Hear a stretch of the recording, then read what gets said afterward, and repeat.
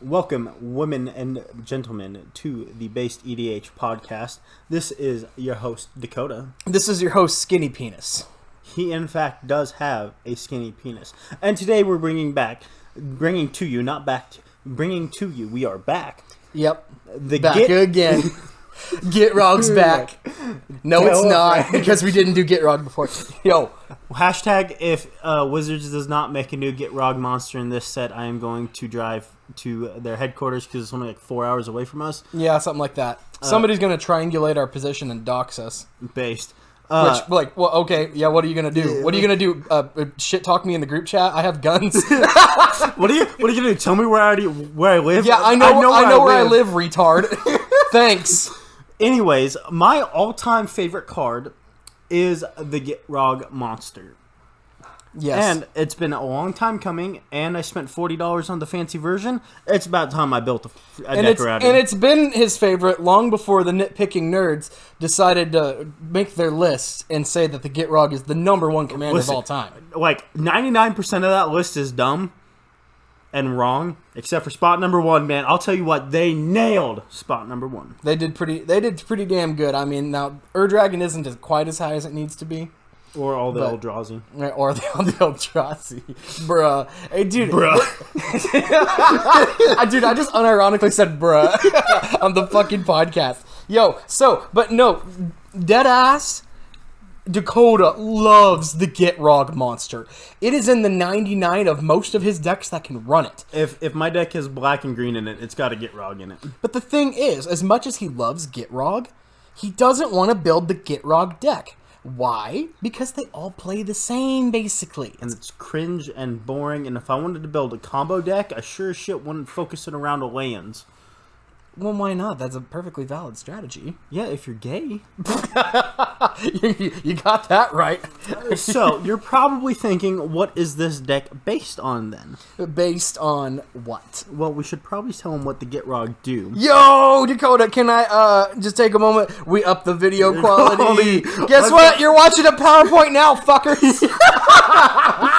Yo, is this better than the Architect page? Probably, yeah. Probably. So the Gitrog has a very important word on it, which is Deathtouch. I thought it was horror. Horror. Me and Tyler have an argument on which art we think is better of the Gitrog, so in the comments, tell us which one you prefer. Jesus Christ. You sound like, make sure you let us know in the comments. Get that algorithm up, kids. Yeah. Tyler, I'm trying to be successful over here. We're not trying to make money. We're just two retards that want to put Magic content out. I like the Judge promo. Listen, we're already stupid because we don't suck cock and we like to play Magic, which is, it's something that's, kind of connected to each other. So, and also, I'm not willing to let another man have sex with my wife, so that's another big difference between me and most Magic players. Yeah. So, and you know what? If you take offense to that, then you're the fat guy at the LGS. I'll say it right now. I'll say it right fucking now. We up the video quality. I can be an asshole now. We don't have to focus so much on running the mouse for the Architect. Yeah, now I can actually sit here and think. Oh damn. Oh yeah. So, the pretty with the owl on it is a Judge promo of the Gitrog monster. It's $40. Yeah, don't buy that one unless the owl? Gitrog is your favorite card.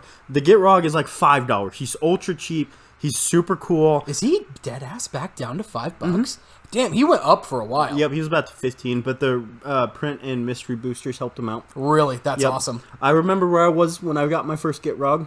Walmart used to sell these shitty $20 Chaos packs. Yeah. And I pulled a Duretti, and I pulled a Gitrog, and I'll tell you what, I didn't care about anything else but that Gitrog. Actually, this is my second Gitrog deck. I had one shitty Gitrog deck when we first were playing. Yeah, but even the most shitty Gitrog deck is at least like a 6 out of 10 if you believe in that power scale. That is true. Because it's pretty hard to not Gitrog, So, Gitrog is 3 and a black and a green for a 6/6 Whoa, base. are you okay? Yes. Okay, let's get the frog out of your throat. Setting up jokes. With Deathtouch, which, spoiler alert, is what this deck is about. It's all about that Deathtouch, baby. Has Deathtouch just like my ex-girlfriend. That whore. My ex-girlfriend. That's a double. But my girlfriend has the cheese touch. My dad has diabetes. At the beginning of your upkeep, sacrifice the Gitrog monster unless you sacrifice a land. You may play an additional land on each of your turns. Whenever one or more land cards are put into your graveyard from anywhere, draw a card. This boy has ramp and card draw, and bitches want to talk about Simic. Man, get in Golgari. Golgari can do it best. Damn. Oh, man, dude. And there's lots of saucy tech you can actually do with this. If you don't just want to be the dirtily, I'm going to sit here and sacrifice, reanimate lands and stuff. There's actually a lot of cool ways you could do this. Okay, so, Dakota, are you going to tell me, my man, what are you actually trying to do with this deck? Deathtouch. Yes. Oh, we're doing the Deathtouch tribal deck with the Gitrog monster. Yes. Because anybody can build the Lands Matter deck with the Gitrog. Even my stupid ass can do it, and it'll win games. And you know what happens after I won that game? I took it apart because I'm like, damn. I mean, I guess, it was fun to let everybody watch me play with myself for 5 minutes before I killed them with some combo. And normally you have to pay more for that. Yeah. Unless you're in Thailand. And don't ask questions. One night in Bangkok. Ramp. Yo, we got more slides. Ramp is a little bit. You better white. be appreciative, or I'll take us to the. Listen, y'all fuck around. I'll take us to the Architect page right now. Dakota took a drink right when I said that. Did you? Oh, you gotta. Yo, okay. This is an audio medium. Dakota's like, no, I had to cough, but he put his hand up in front of his mouth, and it looked like he was trying to choke a dick. I was currently choking a dick. Anyways, ramp section, hit me with that. We only have 3 pieces of artifact ramp because if you're in green and playing artifact ramp that isn't Soul Ring, that's kind of gay. So there is the classic Soul Ring. Real quick, can I stop you for a second? Yeah. I just to let everybody know, I've only seen this for I skimmed over this PowerPoint presentation for 2 minutes before we started recording. And I need to know why the fuck Golgari Keyrune is in this deck. Because why is this not a Talisman of Resilience? Because what happens when you play a black and a green, Tyler? He becomes a fucking Deathtouch. He's got Deathtouch, baby! Well, this deck is not optimized at all because we care about one word and one word only. Optimized. Deathtouch. Deathtouch, baby. Optimize is kind of a risque term here. Goddamn. Okay, hit me with some more. Cryptolith Fragment. For 3 mana, it is an artifact that enters the battlefield tapped. It taps to add 1 mana of each color to your mana pool. Each player loses 1 life, which can matter. You tap this 4 times. Guess what? You just dealt 12 damage to your opponents. You paid 3 mana to deal 12 damage. I feel it. Yeah, for anybody who's played, what's that shaman, the Gruul shaman? Zertod Druid. Yes. Anybody who's played that knows that it puts in work because it pings every person whenever you tap to add a mana. Same basic principle on this thing. And then, but it flips. At the beginning of each upkeep, if each player has 10 or less life, transform Cryptolith Fragment into flying Deathtouch. And whenever he attacks, each opponent loses 3 life. Did you just so you flip it into the Cryptolith Fragment? It flips into an Eldrazi. Yeah. Anyways, not a rock. You're probably not gonna get this to flip very often, but by golly, if you do, you got a spicy little piece of Deathtouch in your deck. Yeah, and if you don't flip it, well, then I guess you'll have to die. Next slide. Leyline. This is so much easier than me having to hover my mouse over the Architect page while I talk to people. Now I just get to sit back, relax, and look at the cool ass art. Leyline Prowler. It is also slow. It's 1 in a Golgari for a 2/3, but the bitch got Deathtouch and a lifelink and taps for a mana. Yep. And you know what? If you're smart and opened up packs of War of the Spark, you've probably got one. You probably got 5. This is pretty your basic ramp packages, Rampant Growth, and Farseek. Yeah, Farseek says go find a swamp. Rampant Growth says go find either. Yep. Cultivate and Kodama's Reach have value in this deck because it allows you to play 2 lands a turn with the Gitrog monster. But fast mana, we're playing slow mana rocks, so we have to play fast mana. 2 mana ramp. We have to compromise a little bit. And because we're not playing those cards, we're also playing Rolling Regrowth, Harrow, and Spring Bloom Druid. Yeah, the thing about these guys is you're going to find these in a Gitrog deck. Yep. Don't make no mistakes. This is in the Gitrog deck. These all say, at their best, sacrifice a land, go put 2 onto the battlefield, draw a card. Yep. Because you have to sacrifice a land to use their ability. And at the worst, they're just letting you find 2 mana anyways. Yeah, and arguably Harrow is like the best out of these 3, unless you can do That is not arguable. some sort of fuckery with Springbloom Druid. But yeah, yep. Harrow is the best. The frog is hungry. He do wants be hungry, to though. eat. He wants to kill some things and destroy some things. This is the removal package. I couldn't think of anything funny for ramp. I got kind of cool with the removal. Dude, I think it's so fucking cool. Acidic Slime, Deathtouch. When it enters the battlefield, destroy target artifact, enchantment, or land. Pretty solid removal on pretty much anything you need. It doesn't say destroy target creature, but it kind of says destroy target creature because he got Deathtouch. Yeah, you got Deathtouch. I mean, who's gonna attack into your freaking Acidic Slime and lose their 6/6 commander? Right. Well, they ain't gonna do it. Get fucked, Sirach Dragonclaw. Binding the Old Gods. For 2, a black and a green, this is a saga. On the first step, you destroy target non-land permanent and opponent controls non-land permanent. My man. I'm happy to pay 4 for that rate. But there's upside. Next turn, search for a forest card, put it on the battlefield, tap, shuffle your library. I don't know if we've got the Shocklands in here. That goes and finds your Shocklands. That's poggers. Shocklands are gay. They're not in my Gitrog deck. Dude, just fucking pull them. Just fucking pull them, bro. Yeah, pull them. Sell them for $10, and then get $10 of cards to build more decks. Yeah, dude. Pull them and then propose to your wife. The only thing I pull is my goddamn dick. That's not the Christianly Church of Christ thing to do. I said got, not God. I was more talking about your chronic masturbation problem. Yeah. Listen, I don't I care if you say hentai is an art. Okay? Why would I have to pay a woman to jerk myself to make myself come when I can do it in 5 minutes for free? You know, listen, deadass, the actual notion of getting a hand job is insane. Like, you think you can beat me off better than me? Right? I've been doing this shit since I was 12. Dude, I didn't until I was in college, but, whatever. I'm a freak. Anyways, Binding the Old Gods is actually... Yeah, we don't actually want to talk about touching ourselves. We want to talk about Magic the Gathering. Binding the Old Gods, I think, is actually pretty underrated. Yo, deadass. I run Death Sprout in a lot of my decks. Dude, is that in this deck? No. Because of Binding the Old Gods is. Binding the Old Gods says non-land permanent. Mm-hmm. Death Sprout says creature. They both find a land. And then this one, what does this one do? Gives all your creatures Deathtouch. Yep, at the end of it. Boom. Yeah, the only problem with it is I am a fuckboy for Seb McKinnon, so I want to see that Seb McKinnon artwork for fair. Death Sprout, but understandable. The nice thing about this, too, is that the saga, the most important part about this card is destroy target non-land permanent. Yeah. It is not one that you have to wait to activate. That can be kind of the issue with sagas, is they're pretty telegraphed on what you're doing. This one, now you're paying for it, you're destroying the thing now. You don't have to wait for it. A lot of sagas, you kind of got to wait for the cool thing. This one, I don't think this one starts off with it. Based. Deadly Tempest is the only board wipe in this deck. Really? Because the way that this deck's going to work is that it's going to be focused on a lot of pinpoint removal with your Death Touchers. Gotcha. And we're going to go in that on the next slide. But... two slides. We're gonna back that ass up. Is that where I'm the one controlling the computer. Dakota's the one who built the deck. So this actually is not an optimal configuration we have going on right now. It is not. We're gonna work on doing a script the next episode.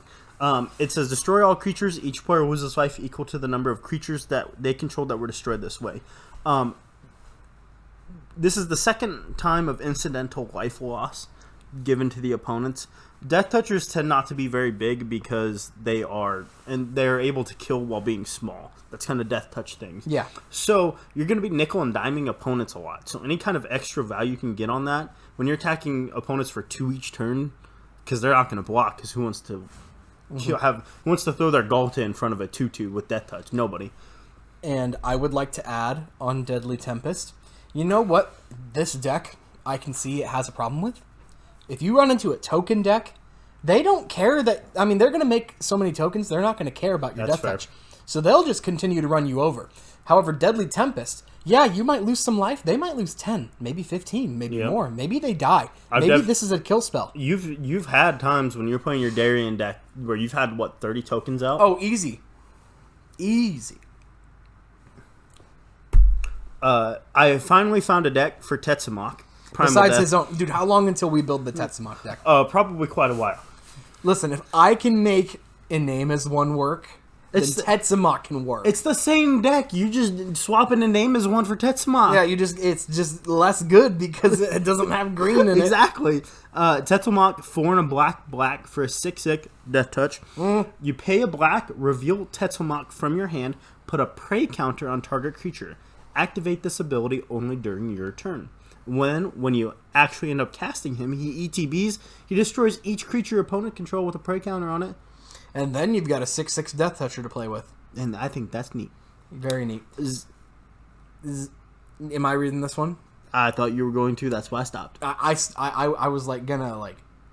I'm gonna read this shit. Zathrid Gorgon for 6. It's a creature Gorgon, but you already knew that because you can read, because now we can actually, look at what's going on the effing screen. It's a Deathtoucher.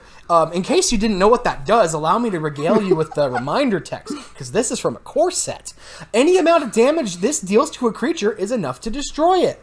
In other words, go fuck yourself. 3 mana. Tap it. Put a petrification counter on target creature. It gains Defender. Becomes a colorless artifact in addition to its other types. And its activated abilities cannot be activated.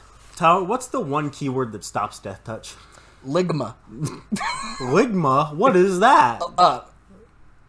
Choke him a dick? Suganda. Indestructible. This says, oh, I see you're indestructible. Suck my dick. Yep. Make it a rock. Make it a rock. She makes me rock hard, because side boob. Oh my gosh. Yeah, I just pointed at the screen like you guys could see me do that. Yeah, you don't know what we're doing. Thank goodness. Yo, dude, don't let my wife know I'm not wearing pants. Next slide. Yeah, we got to talk about this. We got to talk about this right here. This is the removal section. These 5 cards are what this deck is going to do as far as board control. Yes. Each of these things say, in some way or another, you're one of your creatures that deals damage equal to something to its other creature. Viridian Longbow, for 1, base. Yes. The quick creature has tap. This creature deals 1 damage to target creature or player. You know what you do? You just tap it. Oh, I'll deal 1 damage with my Sedge Scorpion to your Galta. Your Galta just fucking dies. Yep. Why? Because a scorpion shot it with a bow. Fuck it. Doesn't have to make sense. That is why we are playing EDH, boys and girls. You don't get that shit in Standard. Pathway. You might, because I don't play Standard, but I'm going to wager you don't. Pathway arrows, basically the same thing, except you got to pay 2 to deal the 1 damage. It has a upside of something. If a colorless creature's dealt damage this way, tap it. Doesn't really fucking matter at all. Relevant, but it's cool if you can like ping somebody's Ulamog. Flavor, it's kind of cool because you're shooting a little Hedron at it. Yeah, that's and cool. So it's like trapping the Eldrazi.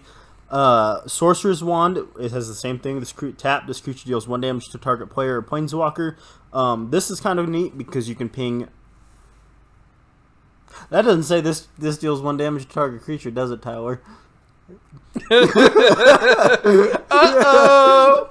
What retard? That you only meant well. Halana, Kessig Ranger.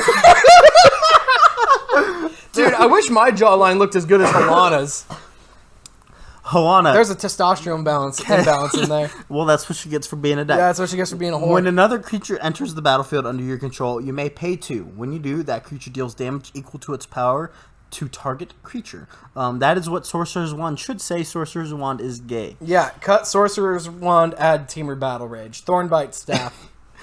Is one of the most expensive cards in the deck. It's about $15 to $20. It is? But it has a thing that says quick creature has 2 tap. This creature deals 1 damage to target creature or player. And whenever a creature is put into a graveyard from play, untap this creature. You have 6 mana. You're killing 3 things. Okay. You're killing as many things as you shorty, can pay 2. I see what you're doing here. Yeah. That's a cool section. If we were smarter, we would not have made you look at Sorcerer's Wand. We?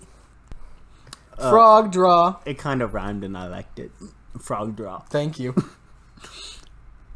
This is a card draw. This is the card draw section. This is card draw section. These 2 are just kind of one-off card draws. Harmonized, pretty basic. Draw 3 cards.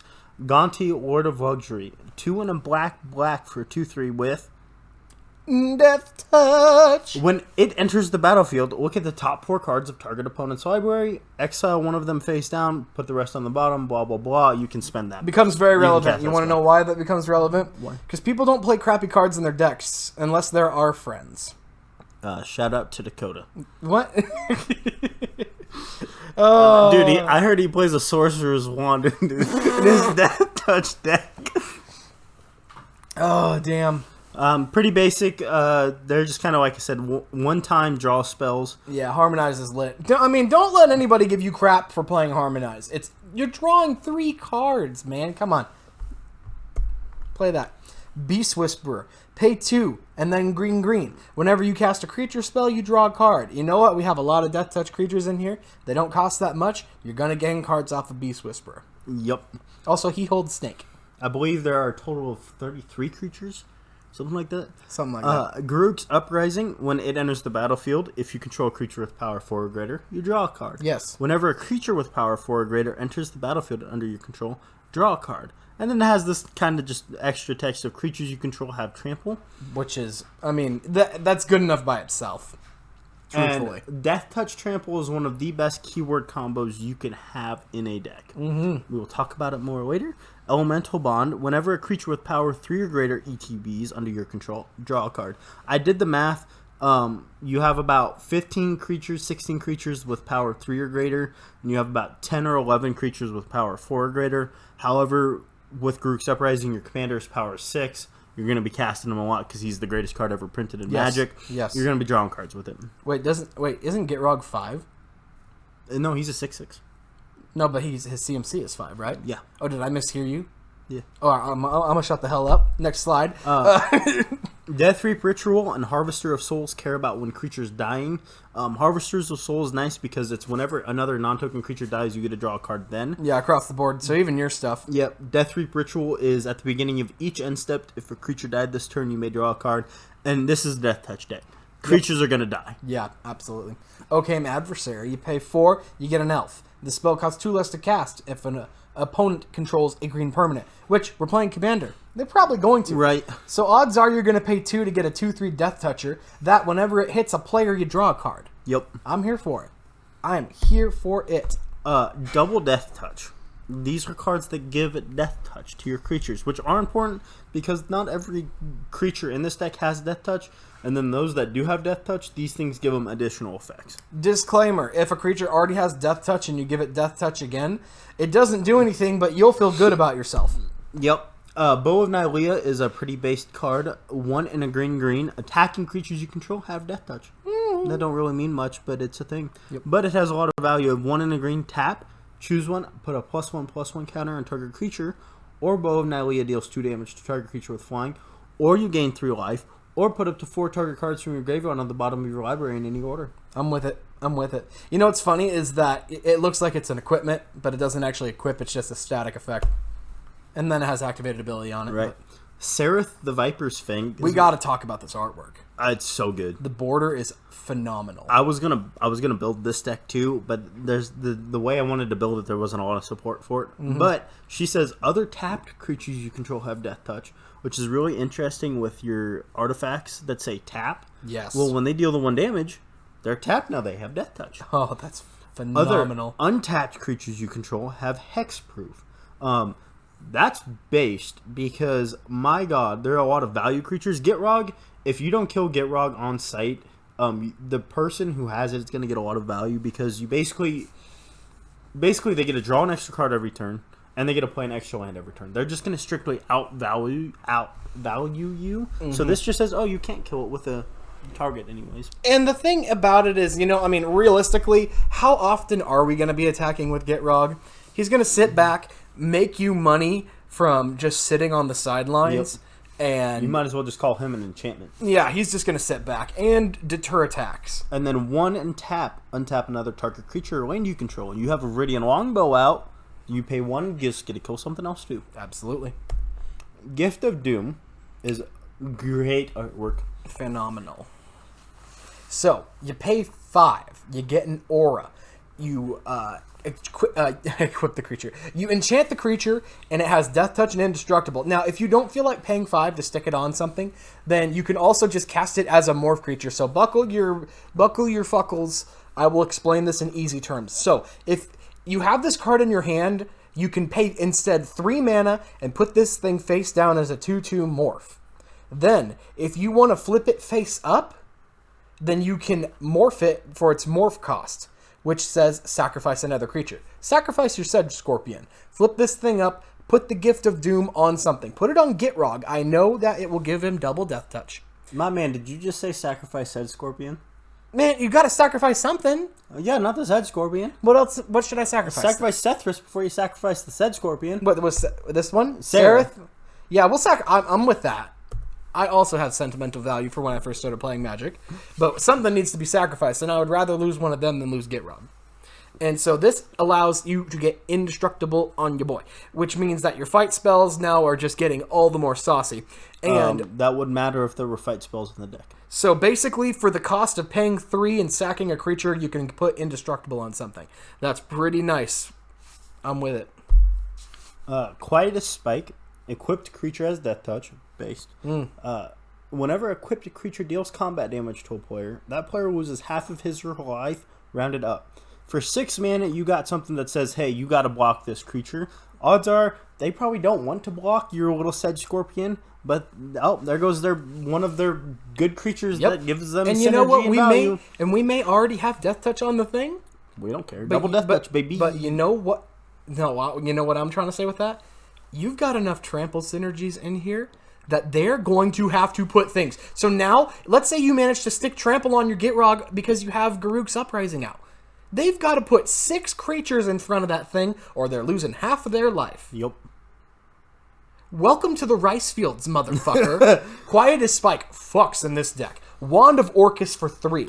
It's a black legendary artifact equipment when your equipped creature attacks or blocks. It and zombies you control, I don't know how relevant that is, kind of, we have a few, gain Deathtouch until the end of the turn. And whenever the equipped creature deals combat damage to a player, you create that many 2/2 black zombie creature tokens. So you'll make the zombies for its own effect. So that's nice when it's its own engine. Put this in your zombie decks, please. I'm begging you. Put it. It's so good. And this is like what, a 60-cent rare right now? Oh yeah, and for 6 mana, I mean that's cheap. A pretty good effect. I bought mine for like 60 cents, and it was like right after when they were going on sale. And the Dungeons & Dragons set has not done well. All the cards are cheap. Yeah, except for the dragons. Yeah. Vorpal Sword. Yeah, baby. Equipped creature gets +2/+0 and has Deathtouch, and equips for black, which is pretty nice. And then it says 5 and 3 black. Till end of turn, Vorpal Sword says whenever equipped creature deals combat damage to a player, that player loses the game. This is phenomenal. Just an insta kill on an opponent. Yep. So you can just equip it, hold up mana, and watch them sweat. Yep. These, when you have Death Touchers, right, nobody wants to block with it. They're small, so you want extra value on combat damage. Or when you attack. Yes. Which is this next. Vraska Swarm's Eminence. Yeah, and we highly recommend the Weeb version because... With all the tentacles, you know what it's about. So, yeah, we got that going and she's like a buck, so it's pretty base. Yeah, just learn the Japanese language, retard. Yeah. Yeah. Or just have our friend Kate who just knows this stuff. Right. Whenever another creature you control with Deathtouch deals damage to a player or planeswalker, it gets +1/+1 counter. Nice. Which is important. And then -2, create a 1/1 black assassin creature token with Deathtouch, and whenever this creature deals damage to a planeswalker, destroy that planeswalker. Planeswalker Deathtouch, baby. These uncommon cycles from War of the Spark are basically enchantments that are very easy to get rid of. Yeah. I personally would not -2 a lot. I would -2 if I needed the creature. This is more or less trying to stay at 5 to keep her alive as long as possible to build up my creatures. Yeah, building up the creatures is cool. And I mean, if you have your Viridian Longbow out and you need something to stick it on, make the assassin. Make the assassin and lose it, man. Whatever. Yep. Because at the end of the day, maybe you do -2 or twice. Yep. And you know what you're going to do after that? She's going to sit right there. And there's going to be other things for people to attack. There are going to be Garruk's and other players that are making problems. You might get away with having a 1 loyalty Vraska that nobody's going to care about. Questing Beast, Vigilance, Deathtouch, and Haste. I love green creatures with Haste. Don't know why, I just do. He can't be blocked by creatures with power 2 or less. Combat damage that would be dealt by creatures you control cannot be prevented. Oh, you hear that, Erois? Eat me. Yeah. When Questing Beast deals combat damage to an opponent, it deals that much damage to target planeswalker that player controls. For whatever reason, Magic in the last year and a half really says creatures with Deathtouch should be able to hurt planeswalkers too. And I'm here for it. Yes. Get him out of here. No, get him the hell out of here. Take the coats, confiscate the coats, leave them out in the cold. Zombies. What's in your head? In your head, zombie. Yo, my cat's staring at me deadass right now. What do you want? Dude. What? I'm a little tired. I'm going to let you take these two. Meow. Meow.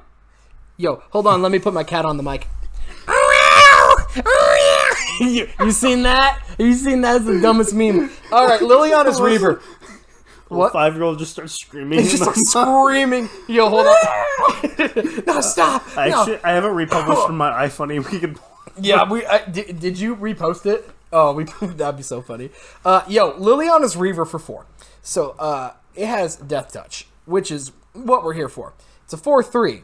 Whenever it deals combat damage to a player, that player discards a card, and you create a 2/2 black zombie creature token. It is tapped, unfortunately, but it's still value. Raving Dead, you pay 5, you get another Deathtouch zombie. At the beginning of combat on your turn, choose an opponent at random. Raving Dead attacks that player this combat if able.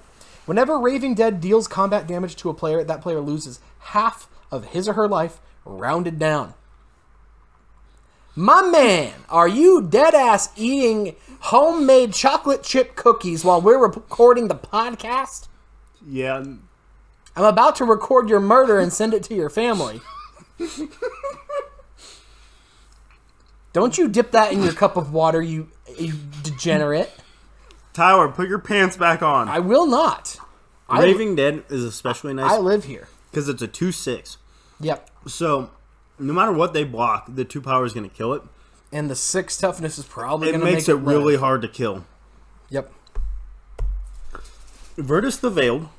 Gorm the Great does not do dick about combat damage. However, he partners pretty well with Virtus the Veiled. So much so that they literally says partner with each other. Virtus the Veil says... Bro, what are you on about, my man? You can't just say things like that. Listen, I know there's a lot of dumb people out there, but our guys, if people have made it this far into the video, they're probably pretty fucking based. I mean, okay? So average... don't you fucking jerk them off. They know why this is here. This is here because Virtus has Deathtouch, and you might as well slap Gorm in here. Yeah, and so Virtus has the 3rd quietest spike effect in this deck. Yes. And Gorm's great because if you have any way to give him Deathtouch... Yeah, Gorm is the great. We know. Next section. Gorm must be blocked if able, and must be blocked by 2 or more creatures if able. Mm-hmm. Oh, hey, he's got 2 toughness. How would you like to kill 2 things every combat because you gave him Deathtouch and they have to block? I heard it. I love it. I'm here for it. My man's holding 2 shields. So, now, I know what you want. You want the Deathtouchers. The Yes. cards that actually say Deathtouch. The things that make this deck work.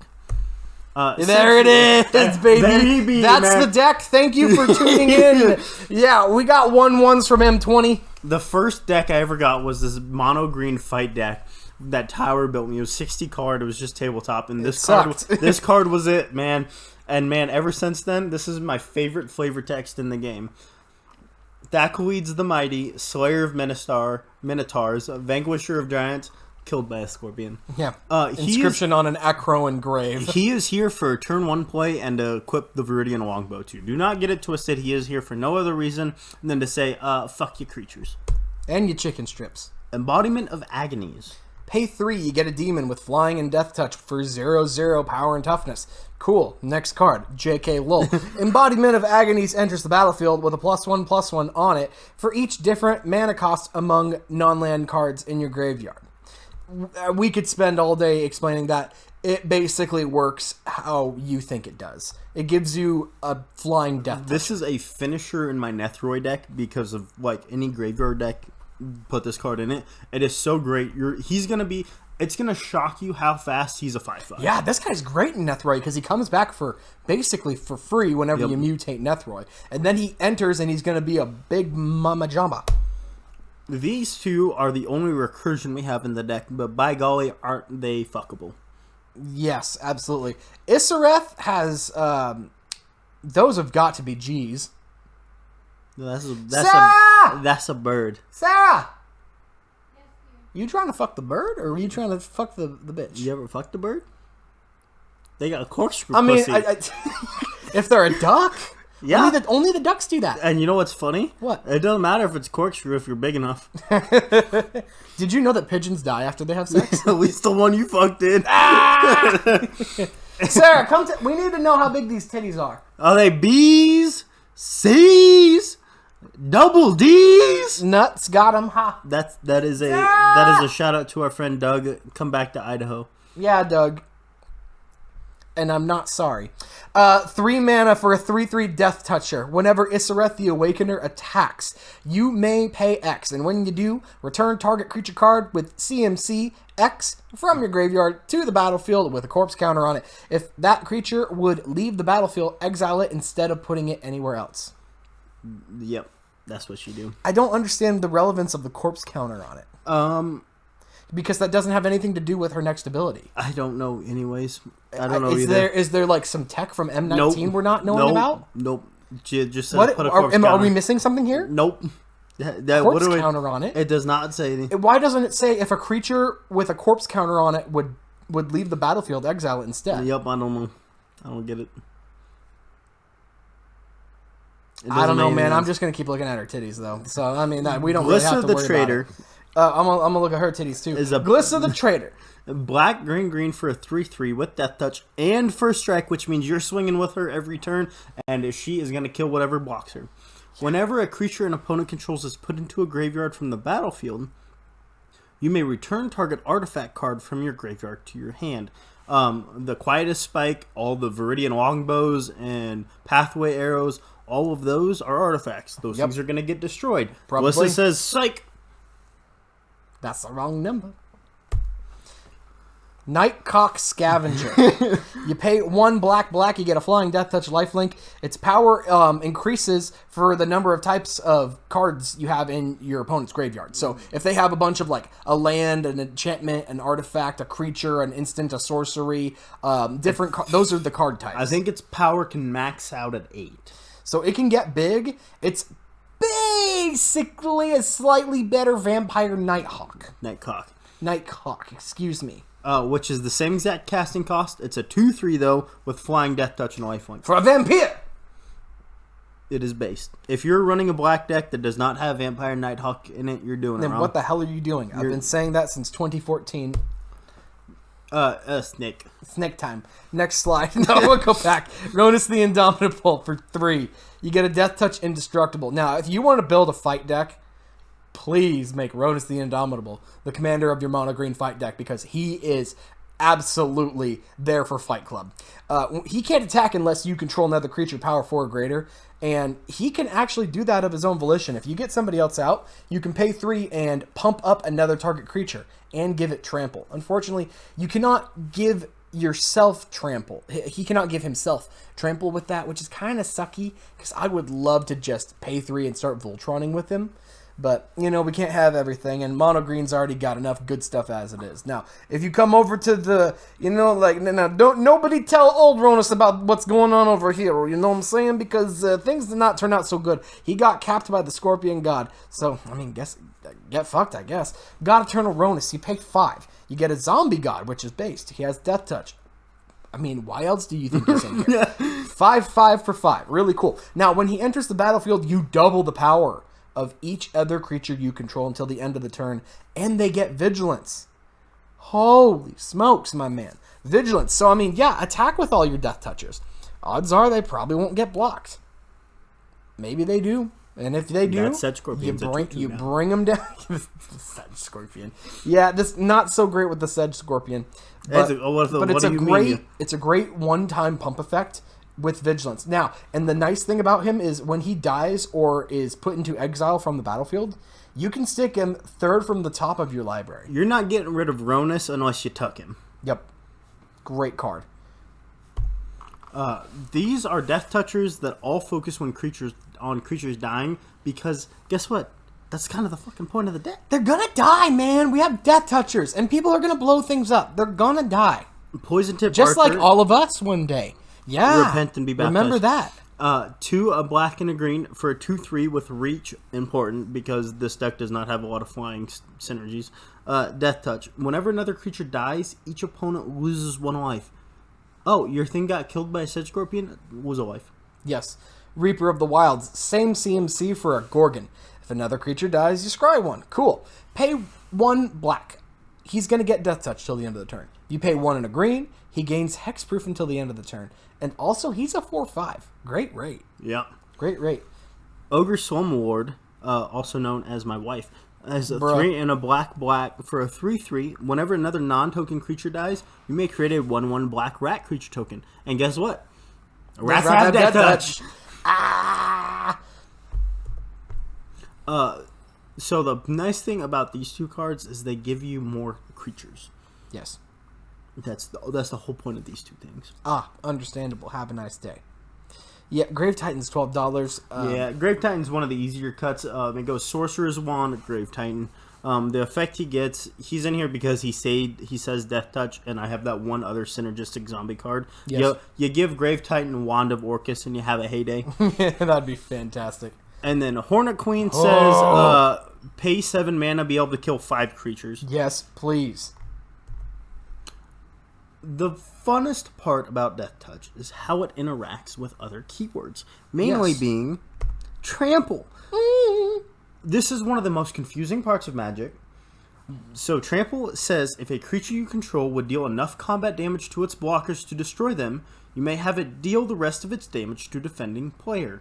How much damage is required to kill a creature if your creature has Death Touch? Well, it only takes up 1 damage to kill something, so that's lethal damage. Yeah. So if you got a 6/6 Gitrog, then you're dealing 5 damage every time. That's exactly right. So let's say I have a 10-10. Let's say I have Galta on my side of the battlefield. So I have a 12-12. And you attack me with your 6/6 Gitrog. Now, how much damage would I, the Galta player, be taking in this situation? Well, you would think none, right? Because I have 12. Even though you have Death Touch, you'll kill Galta, but my 12 power and toughness soaks up the 6 attack damage. That's not how it works. 1 point of that damage from the death-touching, trampling Gitrog monster kills Galta, because that's lethal, and then the other 5 tramples over. Now, the Gitrog will still die in this instance. Yes. They still do hit each other, but through their titanic brawl that they're having and rolling around, you're still getting hurt as the defending player. Yep. Really cool combo. Death Touch Trample is my favorite keyword combo, actually. Mm-hmm. And it hurts to get run over by it. Nylea, God of the Hunt, says other creatures you control have Trample. And if you want, you can pay 4 and give it +2/+2 until end of turn. Voltron your Gitrog. Who cares? Yeah. Worst comes to worst. I mean, you paid 4 and you got a 6/6 that, becomes a creature later. Yep. Blossoming Bog Beast new is card in here because it was cheap and it was new and it's not new anymore because we've had this set and we've had the Pee Pee Poo Poo set and we've had the Ooga Booga set and we've had the no Wizards of the Coast. This is a new card. Strixhaven was just yesterday. I don't care how many more products you put out. This is a new card. No, it's old news now. I refuse. Blossoming Bog Beast says for 4 and a green, whenever it attacks, you gain 2 life. Incidental life gain, okay. Then creatures you control gain trample and get +X/+X until end of turn, where X is the amount of life you gained. I don't think we have any other life gain synergies in this deck, but this is its own engine by itself. Yep, and he says, oh, +2/+2, oh, and trample, oh, but you have Death Touch. How would you like to just do 2 extra damage to whatever the hell you want? Mm-hmm. Run them over. Probably the, if you would say, golden frog of the deck. I like to imagine that the Chariot of Victory it's not the Gitrog riding the Chariot of Victory, it's the Gitrog pulling you in the Chariot of Victory. because that's where you're going. Because you have the Gitrog on your side. You're already winning. 3 mana for an equipment that equips for 1. Equipped creature has first strike, trample, and haste. Yes. Refer back to Tyler's previous scenario where you have a Gitrog and a Galta.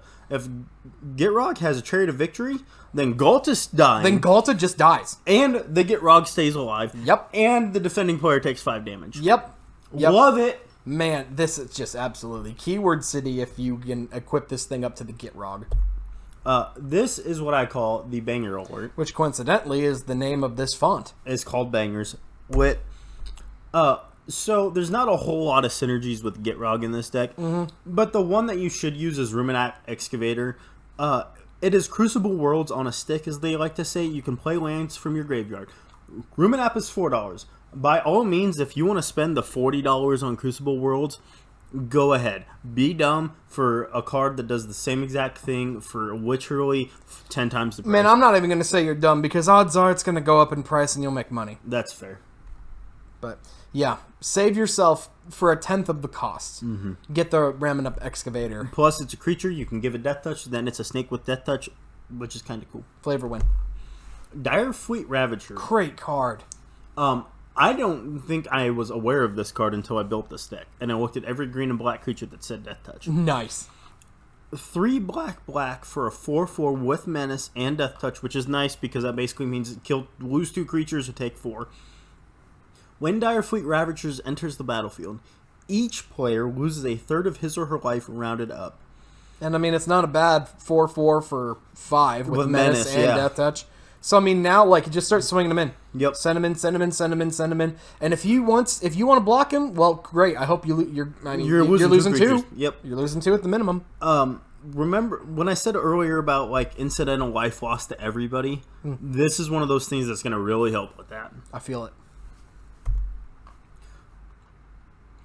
You want me to hit the Garukis I like Garuk. He's my second favorite planeswalker. behind?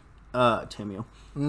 And he makes Deathtouch stuff, so I had to throw him in. Look at him. He buff. Yeah, he's beautiful. Garuk Relentless. You pay 4, you get a flippy planeswalker, which is kind of rare anymore. It's very cool. He has when he has 2 or fewer loyalty counters on him for whatever reason, you transform him state-based effect. Now, you can pay 0 loyalty counters, and he's going to deal 3 damage to target creature. That creature deals damage equal to its power to him. So basically, he fights something. You can also pay 0 and put a 2/2 green wolf onto the battlefield. So worst comes to worst, you can put the wolf out next turn. You make him fight the wolf, kill the wolf, and then he flips, and then he turns into Garuk the Veil Curse. And from there, you can +1 him each turn and make 1/1 black wolves with Deathtouch. That's a cool token. That's based. Very cool token. Or what you can do is pay -1 and go tutor. Yes. Get a $20 Diabolical Intent on a planeswalker. Or you can -3 it. Creatures you control gain trample and get +X until end of turn. X is the number of creature cards in your graveyard. He is here just to make wolves. Yep. Make wolves, and if the others become situational to where you want to use it, great. Icing on the cake. Yep. And then there's, I think that this is newer than that Garuk. Yes. This Garuk came afterward, but he's one of the more well-known ones. Garuk Apex Predator.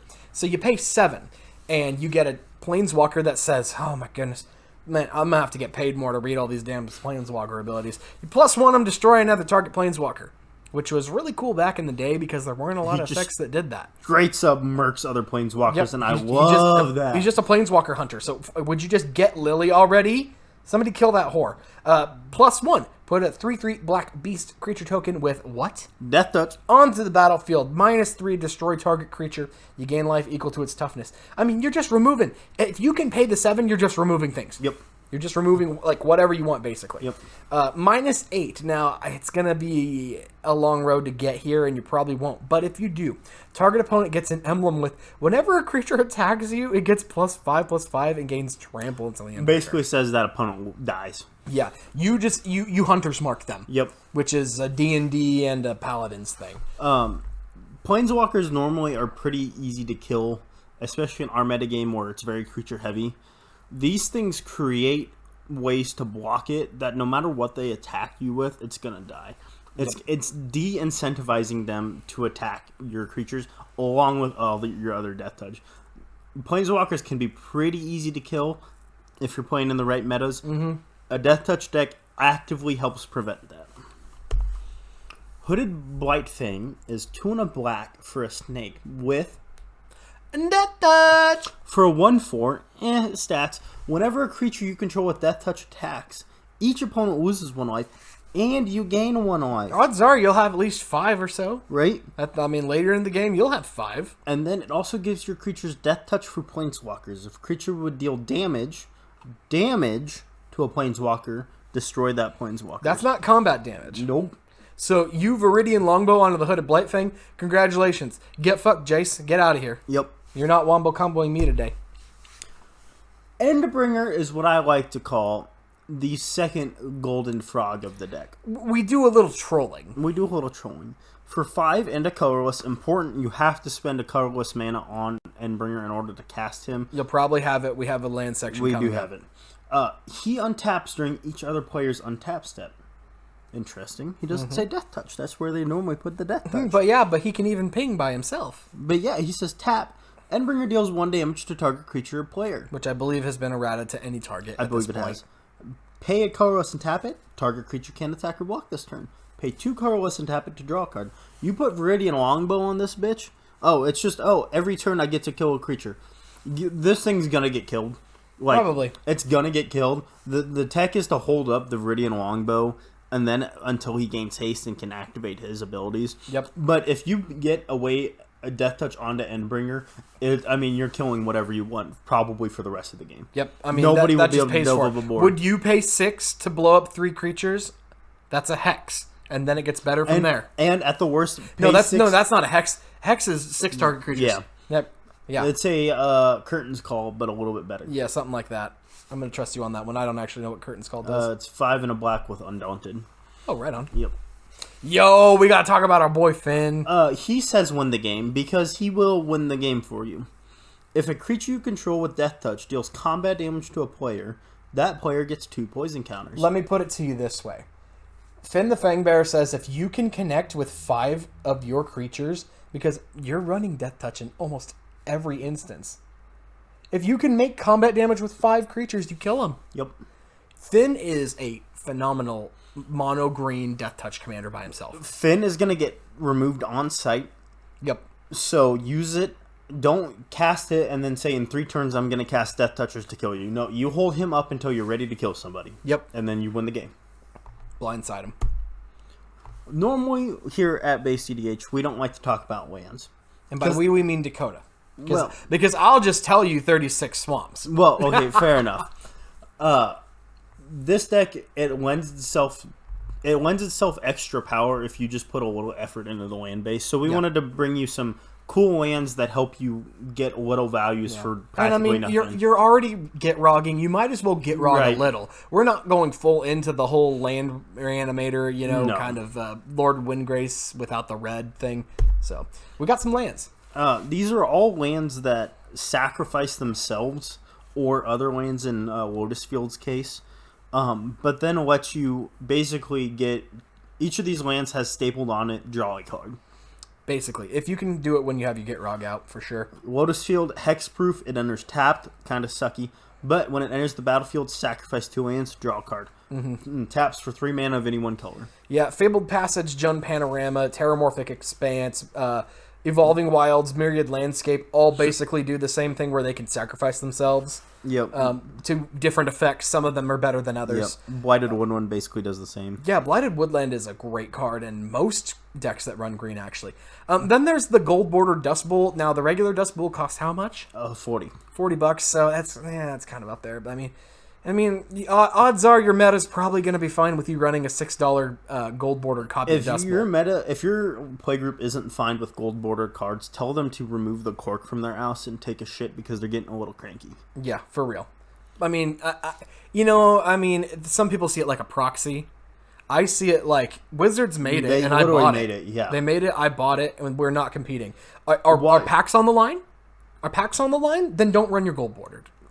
If packs are on the line, don't run your gold border. If you're just playing, if you go to somebody's house, I mean, just play it. Listen, if their entire deck is made out of gold borders, maybe I'd have a problem with it playing it at a tournament. But even at a tournament, man, fuck them. If you're carrying about 3 packs of Magic the Gathering, like if you played at my old LGS and you got mad that somebody was using an old gold border card, I will give you the $10. I can see it though, because it's like, hey, I made the effort to get mine all together. You should have yours all together. But I mean, at least in casual, don't fucking give people shit for their gold border cards.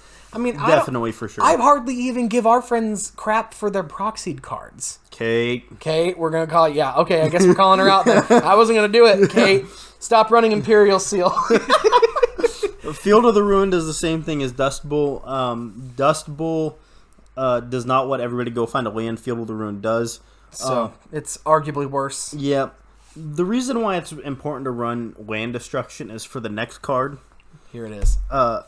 Hissing Quagmire. I thought this was a different card. This is not it. This is not it. But this card is cool. We do have a Deathtouch land, baby. This land is in here for the same reason that Golgari Keyroot is. This is the land Golgari Keyroot. Next card. Here's what we're talking. This is what it's all about, baby.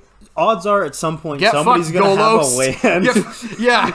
See you in hell, Golos. That is worth removing, and land destruction's hard to come by normally, so if you can just slap that on a land to kill their Field of the Dead, I think there's something like 20 different land cards in the deck I brewed up. Mm-hmm. This, because of the Field of the Dead, throw in a command tower, throw in all the gates if you're on a... Yeah, if you really were all the worried about Field panoramas, of the Dead, things of that. Yeah, you can do like the artifact mono lands and stuff.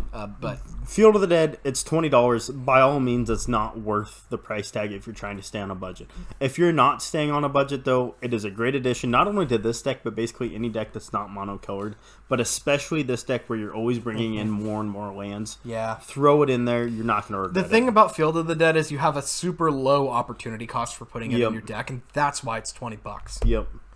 So the total price of the deck that we brewed up, under $300, $297.74. Nicely you done. Take out Grook's Grook Apex Predator. You take out what's the card? Not Viridian. Damn it. What, expensive cards? Yeah. If you take out like the 3 most expensive cards, it Crucible drops. Worlds. Crucible Worlds is not in the deck. It's not in the deck. It was on the side. Yep. If you take out Grook Apex Predator, Viridian Longstaff, or whatever that untaps your creature if a creature dies.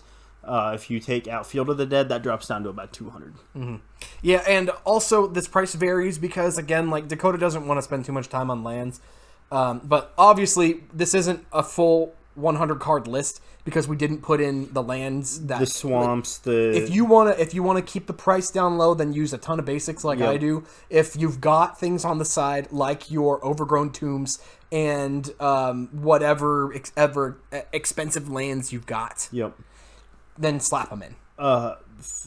With Gitrog, because of his ability where you either sacrifice him or a land, you're never going to hear Dakota say this often. It's important to run 36 lands or more. Yeah, I would lean for like 38, just so you know. 38 would probably be the best number. You're drawing into more, and then you just blow them up for the Gitrog. Because you play an extra land each turn. The deck I brewed is 36. You take out the Sorcerer's Wand, you're at 37. Boom, there it is. There you go. Got there. And that is the episode. Yep. That's it, baby. Don't forget to like and subscribe, or not. We're not your mom. Do what you want. Yeah, I'm not your dad. I'm not going to hit you.